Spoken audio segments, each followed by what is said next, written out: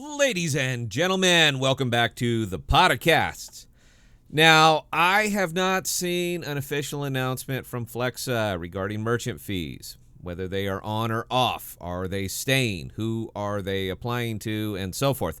But I've seen quite a few anomalies on the active trader that I cannot explain, and merchant fees would explain them. So you know what I'm going with that.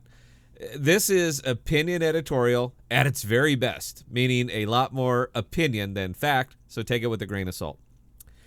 I pay attention to my tokens. I pay attention to my investments. And when I see something unusual, my spider sense starts to tingle, and I drill down into it. I ask the why. I am starting to see a lot more fractional cent limit orders being placed on the AMP token, and I don't have any way of explaining them. So I'm going to make some dangerous assumptions here. And you know what? I'm going to have some fun at the same time. YouTube is fun. This is fun. Flexa and merchant fees. Are they engaged? Right after this.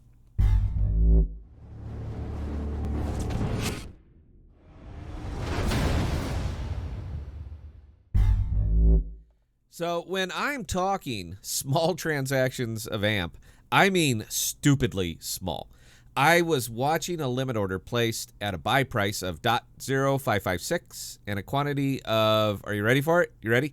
.000070 AMP. That was the total quantity purchased, a fraction of a fraction of a fraction. I cannot even begin to fathom why someone would take the time to set a limit purchase order of less than a cent, and it's a lot less than a cent. So I went scrolling up and down the continuous order book, and I'm starting to see a pattern. And I'm not talking some dumbass buy now, sell now, Captain Hindsight chart pattern, but a pattern of limit buys that makes no sense. Who puts in a limit buy for 13 AMP? Surely your time is more valuable than applying that time to market research, picking the perfect moment and the perfect price point, and buying 15 cents worth of AMP. I get that we all like victories, and buying in for 60 cents and cashing out for 71 cents is in fact a victory. But, you know, come on. I mean, come on. So doing guerrilla math off the top of my head, because op-ed, a $100 purchase with a 0.5% VIG is 50 cents to the processor. AMP at a current value of .055, 056, 057, 9 point-ish AMP purchased. So 9.3. Who is such a safe dabbler that they would take the time to make that purchase? I'm not saying someone wouldn't. I just think it's unlikely. But there are also other anomalies, and maybe these have been here the entire time, but I spent a lot of time looking at the book.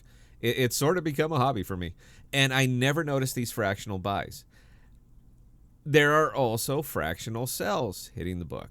And how fractional? I was looking at a sell order of .001232 AMP at a price of .05632. That's not a lot of AMP to be selling. I can't explain them, so I'm going to speculate, and I only came up with two answers. One, the merchant fees are alive and well, and this is the network doing what it is supposed to be doing. Processing a payment, taking the VIG, buying AMP from the open market, dumping it back on the network as rewards. And for what it's worth, this is exactly the type of volume I would expect to see right now. Flexa is nowhere near mainstream yet.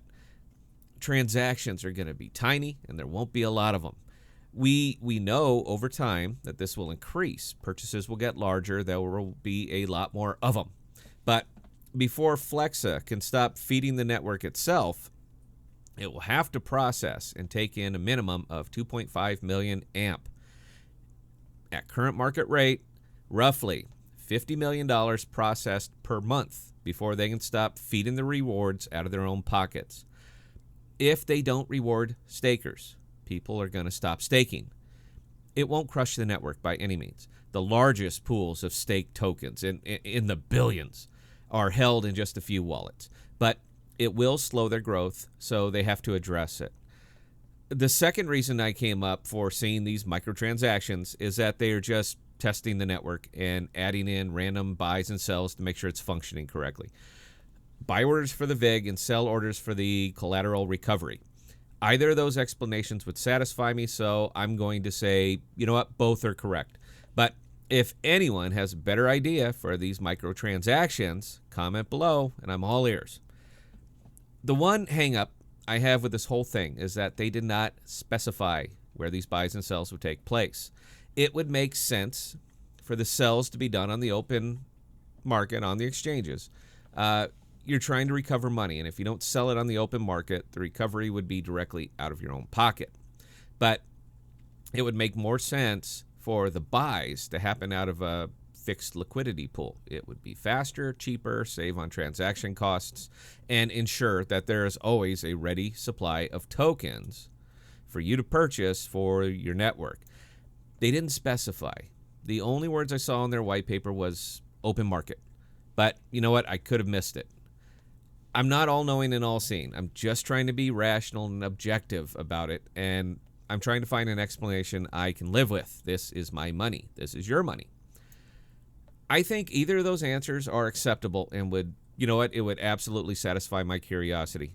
Either the fees are on and the system is doing what it's supposed to be doing, or they're just testing the system to make sure it works for when they do turn on the fees.